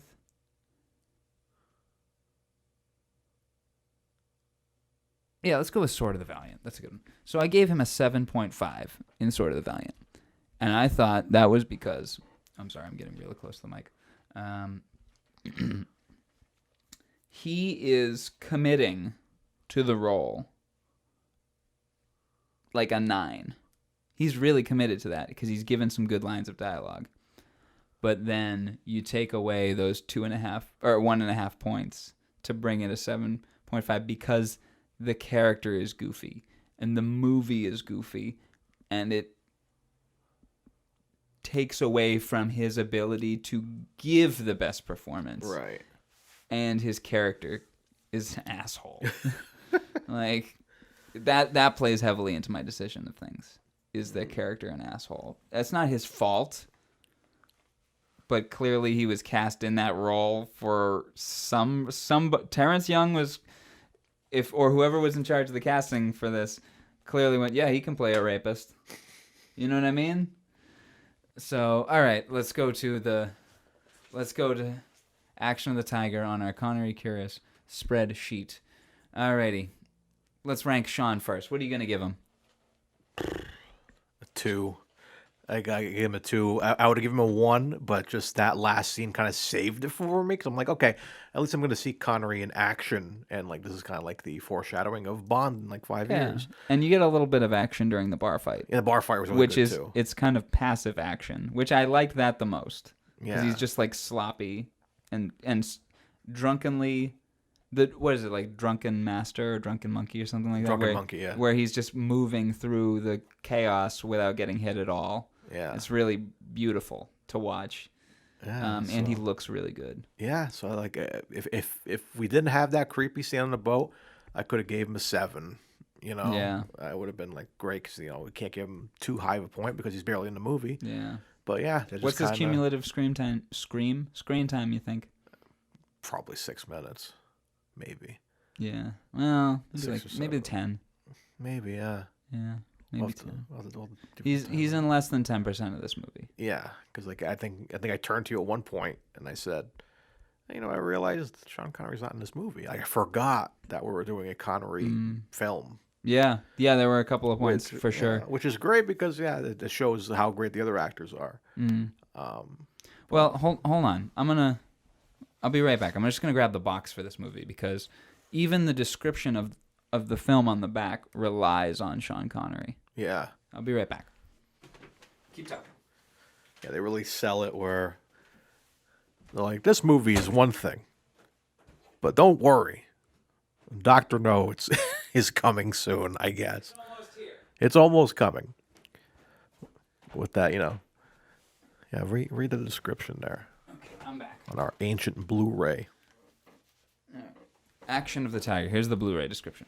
Van Johnson is Carson, a mercenary sea captain willing to do anything if the price is right. In this Cold War adventure set amidst the wilds of Greece and Albania, French bombshell Martine Carol makes her English language her English language feature film debut as Tracy. I think she was dubbed. She must have been dubbed. Yeah. the wealthy French woman able to pay Carson's price and induce him to undertake a daring rescue mission inside communist Albania. But their troubles are just beginning when they cross the border, and the mission grows larger and more complicated when their group is taken captive by guerrillas, led by the rogue Tryphon, a scene-stealing Herbert Lom. Oh boy, was that... Hold on. Oh gosh. Oh gosh. What? That was a Czech actor. He was Czech. Oh my God! Okay? Forgive me. I knew the name. Have you seen the Pink Panther films? Yeah. He's Inspector Dreyfus. Oh my God! Wow. No shit. Wow. Wow. That's crazy. Also, that's crazy. 1917? Well, September 11th, 1917. Wow. Yeah. Damn, huh? All right, I'm sorry. That's really weird. That just doesn't... Yeah, I guess I was just kind of maybe not checked out, but just not paying attention that I didn't notice that was a man in brown face. Wow. Okay, in a scene-stealing Herbert Lom, that is why I put the heart there, because he did start to steal the scenes, but then it was like, oh God, you're trying to assault the scenes. Yeah. Playing a loutish, drunken first mate is a young Sean Connery, working with action director Terrence Young for the first time. 5 years later, Connery and Young would make film history with the franchise-defining Dr. No. Okay, and that's where the description ends. So, also on the back of the box is, when the blast of war blows in our ears, quote, William Shakespeare, Henry V. But it's presented like a critic review of the movie on the box. It's like you'd see, like, Van Johnson is charismatic and you know what I mean, and Martine Carol is stunning, but it's when the blast of war blows in our ears, William Shakespeare, Henry V. Like, oh, cool. In Shakespeare's magazine, Henry V, he gave our movie a good review, I think.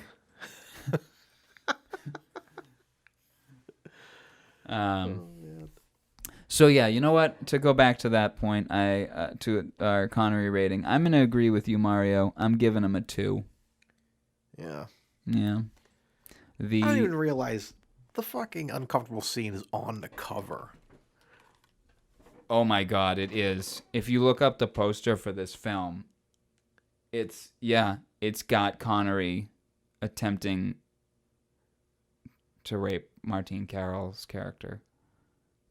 Oh boy, I didn't even notice that. I thought that was like a passionate kiss. Yeah, it makes it look like it. But also, like, again, I was barely paying attention, and when you really pay attention to it, it's like, oh yeah, she's pulling away from him. Oh gosh. So yeah, I'm giving Sean a 2 out of 10 as well, because he is an awful human in this. Action of the Tiger, Sean Connery gets a 2. What are we giving this as a film? As a film, I think, we mentioned before, great plot. Yes. Surprisingly, some great beautiful plot. visuals at times. Yeah, not all of them, but at times. Yeah, some of them can be very clearly green screened, but then you had not green screen, but like studio rear projection. Yeah, like that's great. Oh my God, can we talk about the car? Like right out, like the third scene in the movie, they get into a car with the rear projection, and it is just vibrating up and down so constantly. To pull back to last week's episode when we mentioned Tomorrow Never Dies, Bond's getting his mission in the car, and the car's just shaking as they're all holding the drinks, and you hear the clinking, and this was that as well. Yeah, it was. Like they're perfectly fine. Did you say they were driving to the gravel factory? Yeah, where are you taking me now? It's like to the gravel factory. You can't just tell by the road. And during that scene, there's a horn that honks from another car, and I just went, "Oh, it's another car going. Your car is bouncing up and down." And it's 1957, so we don't have like lowrider technology yet. Anyway, so as a film, what are you giving this? I think I'll give it like a 6. A 6. I was gonna go 4. Like, I don't know. I'm not saying you have to change yours. Yeah. I'm giving it a 4. You want to give it a 6? Yeah. You don't have to lock it in. Maybe a 5. 5. 5 seems fair, just because. You know what? There's good stuff in it. Yeah, you've convinced me. I'm giving it a 5. Yeah, because I don't mean to be so just that sway great. with the wind. But Like that last sequence really saved the movie for me from like being completely under. Yeah, there were some scenes that really saved things, like the double crossing. Yeah, just made it like really attentive, because sometimes these older films I tend to tune out really easily, and I kind of was at some point for this, but then like that last end, I'm like, okay, holy shit. The bar fight was good. Yeah. But that doesn't justify the whole movie. Maybe I should go back to a 4. Yeah. 4.5. Does deserve that though. Like, Trifun. Oh God. Yeah, Trifun's rough. Yeah, I'm going back to a 4. All right, you stay at 4. I gotta stay planted. I can't keep swaying with the wind. Where are you going? 5. 5. All right. Solid 5. All right, folks. To recap, Action of the Tiger. We have watched it. 1957's Action of the Tiger. Mario and I, as a film, Mario gives it a 5. I give it a 4. Sean Connery, we're rating him in this film. We both gave him a 2. Oh boy. So, you know what that means. It's my favorite time of the podcast. And we're doing it together. Oh my God, are you excited for I'm this? so excited. Oh my God. It's time, as at the end of each episode, we roll the wheel of curiosities to get the next Connery film in. Checkity check. All right, I'm just delaying it because it's too exciting. The tension is. All right, here we go. Are we ready, folks? Wheel of Curiosities.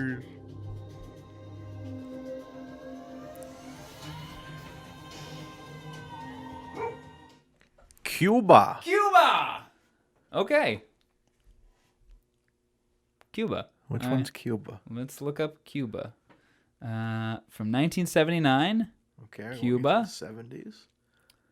Is a 1979 American adventure thriller film. I hope there's not a bunch of action. Directed by Richard Lester. Okay. He directed Hard Day's Night and Help and Superman 2 after they kicked Richard Donner off it. Holy shit. Yeah, well, I don't like his cut of Superman 2. He added all the goofy stuff. But yeah, Hard Day's Night and Help director Richard Lester, starring Sean Connery, portraying the build-up to the 1958 Cuban Revolution, filmed in Panavision. So Connery is leading this film for sure. Sean Connery, Brooke Adams, Denholm Elliott, Martin Balsam, Chris Sarandon. It's a good cast here. Walter Gattel. Oh, there's a Bond connection. Ooh. He's General Gogol. Oh yeah, Spy Who Loved Me. Yeah. Yeah. Alrighty. I'm looking forward to this. I don't know. I didn't mean to retract that instantly, but Cuba received mostly negative reviews from critics. Okay. Well, we'll find out when we watch it, I guess. It's up to us to decide. I really like this poster. It's a really nicely drawn poster. He has like a pencil mustache. Yeah. Is he playing a Cuban character? Major Robert Dapes. Former British major and mercenary. All right, so he is British. Well, that's a good cast here. The same historical events were featured 5 years earlier in The Godfather 2. And would be covered again in Sidney Pollack Sidney Pollack's 1990 film Havana, starring Robert Redford. Lester's film is perhaps the most stylish of the three. Okay. All right. Huh. Alrighty.